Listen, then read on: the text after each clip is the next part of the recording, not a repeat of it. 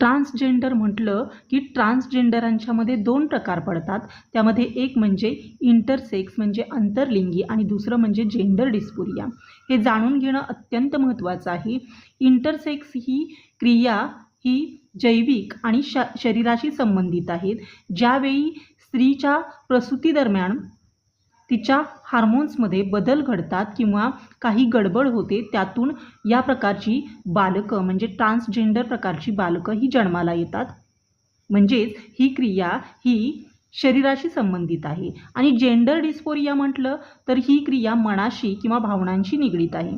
म्हणजे समजा एखादं व्यक्ती की पुरुष म्हणून जन्माला आला आहे किंवा पुरुष या लिंगानं तो जन्माला आला आहे आणि पण त्याला आतून तो स्त्री असल्याचं वाटतं, म्हणजे तो त्याचं लिंगत्व नाकारतो. अशी जी जेंडर बालके आहेत त्या बालकांचा समावेश देखील ट्रान्सजेंडर म्हणून केला जातो. म्हणजे ही क्रिया ही मनाशी संबंधित आहे.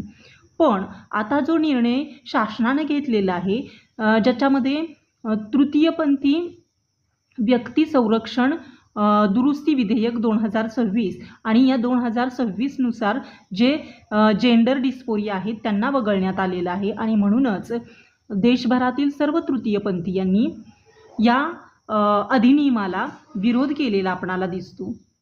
अशा प्रकारे एखाद्या व्यक्तीला आपल्या लिंगत्वाचा अधिकार मिळावा यासाठी आयुष्यभर झगडावं लागतं. ही केवढी मोठी गोष्ट आहे याचा विचार कुठंतरी व्हायला हवा. म्हणून आजचा हा व्हिडिओ. धन्यवाद.